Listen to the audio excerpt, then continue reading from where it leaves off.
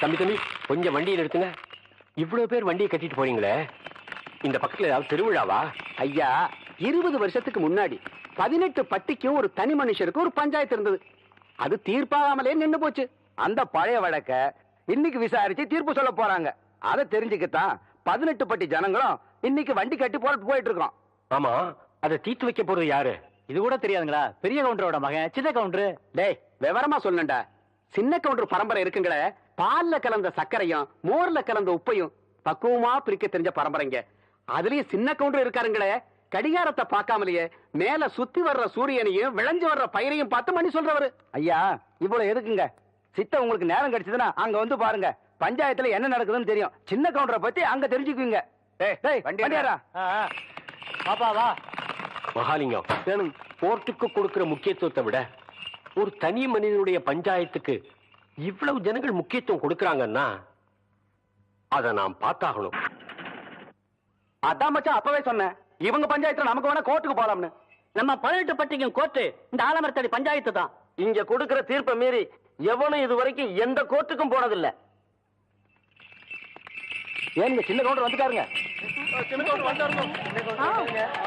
Counter வராரு. ஐயா வராரு.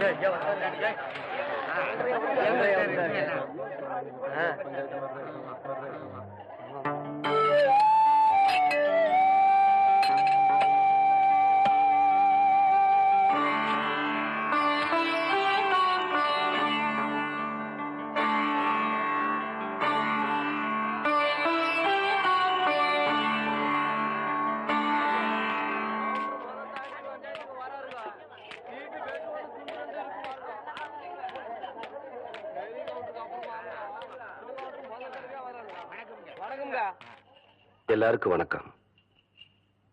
தலைமுறையா நீங்க எங்க குடும்பத்துக்கு கொடுத்துக்கிட்டு வந்த கௌரவத்தை இப்ப எனக்கும் கொடுத்திருக்கீங்க. 18 பட்டி ஜனங்களை என் மேல வச்சிருக்கிற மரியாதையும் நம்பிக்கையும் காப்பாத்துவேன். நீதி நேர்ம தர்மம் தவறாம தீர்ப்பு சொல்லுவேன்னு நான் பிறந்த அண்ணு மேல சத்தியமா சொல்றேன்.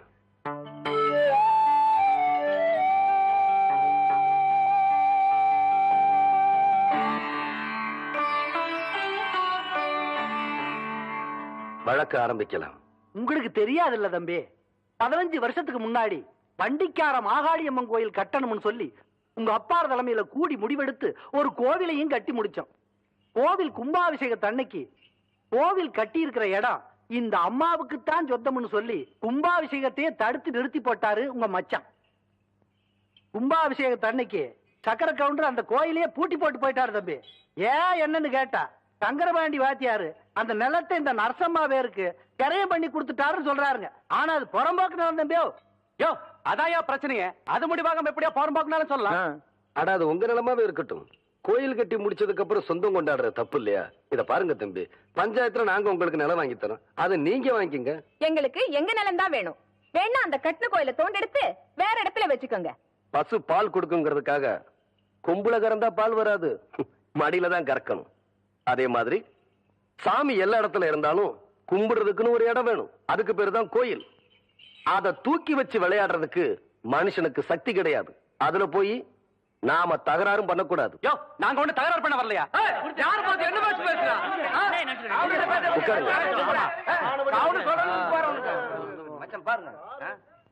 ஊருக்கு சொந்தமான நிலத்தை உங்க நிலம்னு சொல்றீங்க, அதுக்கு ஏதாச்சும் ஆதாரம் இருக்குதா? இருக்கு.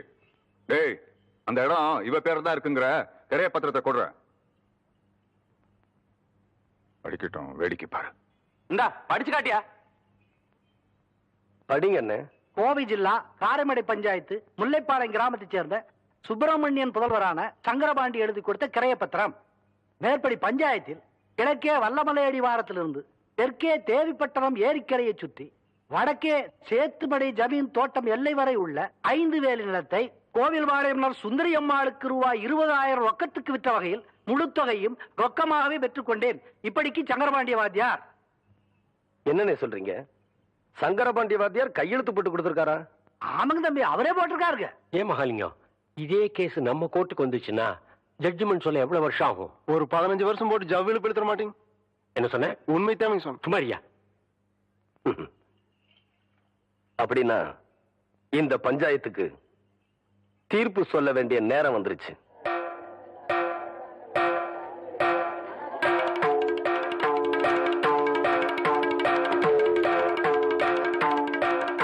ஆயிரத்தி 1936 வருஷம் சங்கரபாண்டி வாத்தியார் இறந்துட்டாருன்னு உங்க எல்லாருக்கும் தெரியும். 1937 வருஷம் இந்த பத்திரம் கரையம் பண்ணிருக்காங்க. இது முதல் தப்பு. சங்கரபாண்டி வாத்தியார்னா எல்லாரும் பள்ளிக்கூட வாத்தியார்னு தப்பா நினைச்சுக்கிட்டு இருக்கீங்க. ஆனா அவரு எழுத படிக்க தெரியாத சிலம்பம் கத்து கொடுக்கிற குஸ்தி வாத்தியார்னு நிறைய பேருக்கு தெரியறது இல்ல. எங்க அப்பாரு இறந்து போனப்போ ரிஜிஸ்டர் ஆபீஸ்ல வந்து அவர் கை நாட்டு போட்டாரே தவிர கையெழுத்து போடல. அதனால இந்த பத்திரம் பொய்யான பத்திரங்கிறது உண்மையாயிருச்சு. இது ரெண்டாவது தப்பு. இந்த நிலம் நம்ம கோயிலுக்கு தான் சொந்தம். இந்த கோயில் நம்ம 18 பட்டிக்கு சொந்தம்னு தீர்ப்பு சொல்லி உங்ககிட்ட இருந்து நான் விடுதலை வாங்கிக்கிறேன். நீங்க நல்லா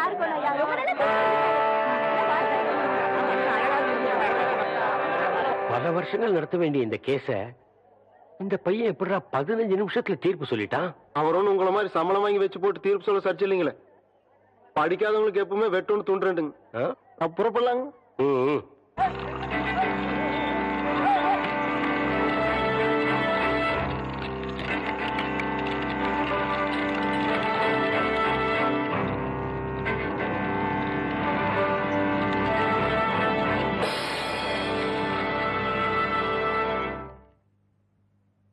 என்ன சின்ன கவுண்டர் அப்படி பாக்குறீங்க? அந்த பஞ்சாயத்துல சரியான தீர்ப்பு சொல்ல முடியாம தான் உங்க அப்பாரே தூக்குல தொங்கிட்டாரு. அப்படி இருக்கும்போது நீங்க சொன்ன தீர்ப்பு தப்புதான் எடுத்து காட்ட வேணாம். அதுக்கு தான் இத்தனை பேர் வந்திருக்கோம். டேய் எடுத்து காட்டுங்கடா.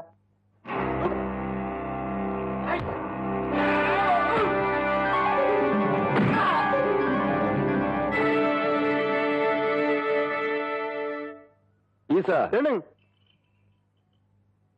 இந்த துண்டு மண்ணில் விழுந்தா ஆத்தா மனசு ஒத்துக்காதுல்ல. சரி, பத்திரமா கொண்டு போய் உள்ள வை. இந்த துண்டை இடுப்புல கட்டினா கோயிலுக்கு போறேன்னு அர்த்தம். இந்த துண்டை தோல்ல போட்டேன்னா தீர்ப்பு சொல்ல போறேன்னு அர்த்தம். இந்த துண்டை அப்படி எடுத்து வச்சேன்னா பாட்டே கிளப்ப போறேன்னு அர்த்தம். டேய்,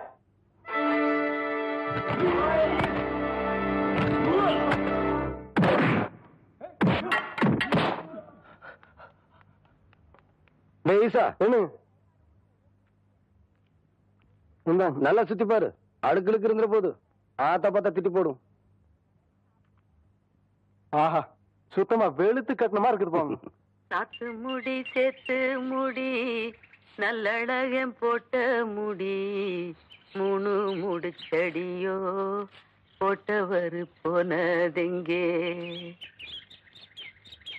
நான் கருவா முக்கருவா 4ஆம் பெறையருவா வெள்ளி புடியருவா தந்தவரே போனதெங்கே. நம்ம யாருக்கா காத்துட்டு இருக்கிறோம்? பெரிய கவுண்டச்சி ஏன் தனியா அறுவடை பண்ணுது? நியாயத்துக்காக உத்தரவிட்ட பெரிய கவுண்டரை ஊர் சுடுகாட்டுல புதைச்சிட்டா 10ஓட 11ஆ போயிடுமேனு தன்னோட சொந்த நிலத்திலேயே புதைச்சிட்டாங்க பெரிய கவுண்டச்சி. புருஷா போச்ச இடத்துல தம் பாதம் பட்டா கூட குத்தம்னு மண்டி போட்டுக்கிட்டு கதிர் அறுத்து அந்த நிலையில பொங்க வச்சு குடுக்கறாங்க. அவங்க அந்த வயலை அறுத்து முடிச்சதுக்கு அப்புறம் தான் நம்ம எல்லாரும் வேலையை ஆரம்பிக்கணும். செம்பாழ நெல்லெடுத்து குத்தணும் நாம் பச்சரிசி. செம்பாழ நெல்லெடுத்து குத்தணும் நாம் பச்சரிசி. ஊரே உன் பேரை சொல்ல போட வேணும் நெய்யரிசி. ஊரே உன் பேரை சொல்ல போட வேணும் நெய்யரிசி.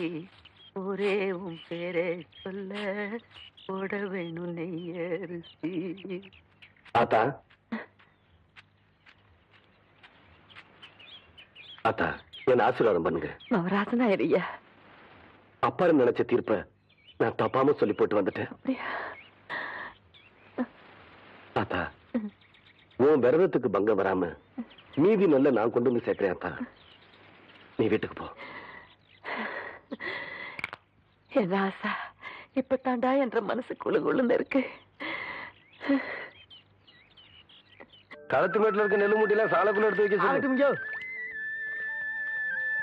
ஐயா கும்பிடுறாங்க. என்ன விஷயம்? பெரிய கவுண்டச்சி உங்க அக்கா பொண்ணுக்கு புடவை எடுத்திருக்காங்க. உங்ககிட்ட பணம் வாங்கி சொன்னாங்க. எத்தனைடா? 300 ரூபாய்ங்க. சேலை கட்ட அளவுக்கு பெரிய மனுஷன் ஆயிட்டாளா? அந்த பொண்ணு வேற சொன்னா ஆத்தா ஏமாந்துரும். நல்லா தெரிஞ்சு வச்சிருக்கீங்க. புடுறா. ஐயா கும்பிடுறாங்க. இருக்கட்டும். ஆத்தா அக்கா மகளுக்கு சீலை எடுத்தாங்க. ரூபா உங்ககிட்ட வாங்கிக்க சொன்னாங்க. ஓஹோ, என்றாவது 2-3 சேலை எடுத்திருக்கு. எத்தனை? 200 ரூபாங்க. இந்த வரேங்க. நல்லது. ஐயா வணக்கங்க. இருக்கட்டும். ஆத்தா பேத்திக்கு சேலை எடுத்திருக்காங்க. உங்ககிட்ட போய் பணம் வாங்கிக்க சொன்னாங்க. எத்தனை? 400 ரூபாய்ங்க. என்றது நிச்சயார்த்தம் முடிஞ்சு கல்யாணமே நடந்துரும் போல இருக்கு. ஆத்தா அவ்வளவு சேலை எடுத்துக்கிட்டு இருக்கு. இந்த ஐயா கும்பிடுறானுங்க. இருக்கட்டும். ஆத்தா சீல் எடுத்துச்சா? ஆமாங்க. பேத்திக்கு எடுத்துச்சா? ஆமாங்க. பணத்தை எங்கிட்ட வாங்கி சொல்லிச்சா? ஆமாங்க. எத்தனை? 300 ரூபாய்ங்க.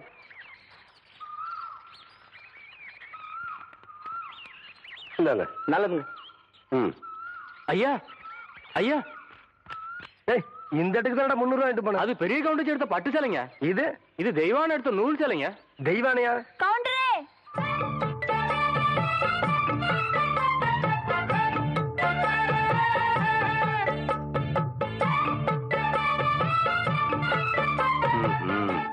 என்ன அப்படி பாக்குறீங்க? கவுண்டர் வேற சொன்னா கைலாசே வேலைக்கு வாங்கி போடலாம்னு சொன்னாங்க. அது நெசமா இல்லையான்னு பாக்குறதுக்கு தான் இந்த சேலை எடுத்தேன். கண்ட பொண்ணுக்கு சேலை எடுத்துக்காளுங்க. காசு கொடுக்க இந்த கவுண்டர் தான் கிடைச்சானா? போடடே போ. கவுண்டரே, திரௌபதிக்கு கிருஷ்ணன் சேலை கொடுத்த மாதிரி அவ்வளவு நீட்சியா எடுத்துட்டேன். ஏதோ 8 முழத்துல ஒரு சேலை எடுத்துட்டேன். பேசாம காசு கொடுத்து போட்டு போவியா? நீ மட்டும் மரியாதையா அந்த சேலை காசு கொடுக்கல, போறது 1.5 மானம் இல்ல 1.5 மானம். யோ துணிக்காரே, இந்த இவன் சேலை கையோட அவுத்து கொடுத்துறேன். நிறுத்துப்புல. பூராத்தனையும் அவுக்கிறதுக்குள்ளேயும் மலமலன் பணத்தனையும் அவன் கையில கொடுத்து போடுறா.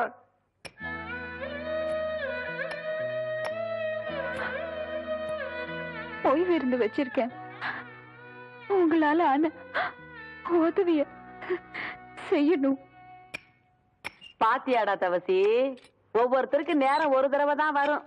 நீ கொடுத்த பணத்தை தூக்கி எறிஞ்ச சிரிக்கி இப்ப ஊடு ஊடா இறந்துகிட்டு வராளாம்.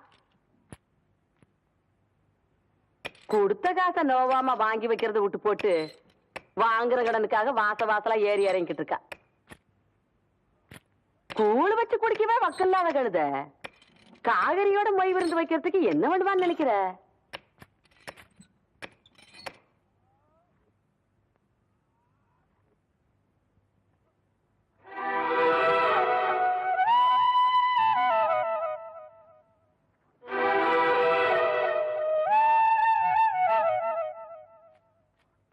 காசுக்கு வக்கில்லாதவளா இருந்தாலும் கவருதையில இந்த கவுண்டச்சிக்கு குறைஞ்சவில்லைங்கிறத காட்டி போட்டு போற அவத்திய.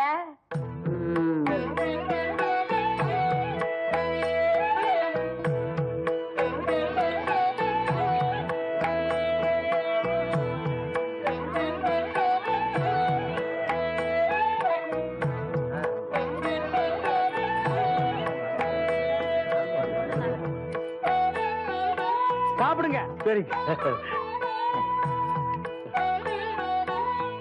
அம்மனி போடுங்க.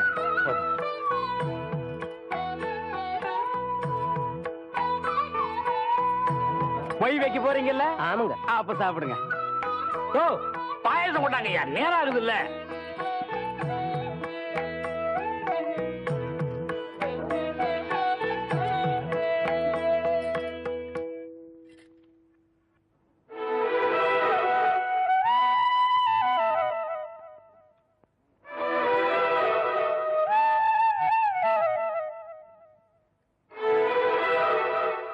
போதும் புள்ள. உப்பு அதிகமா சேர்த்துக்கிட்டா உடம்புக்கு நல்லது இல்ல புள்ள.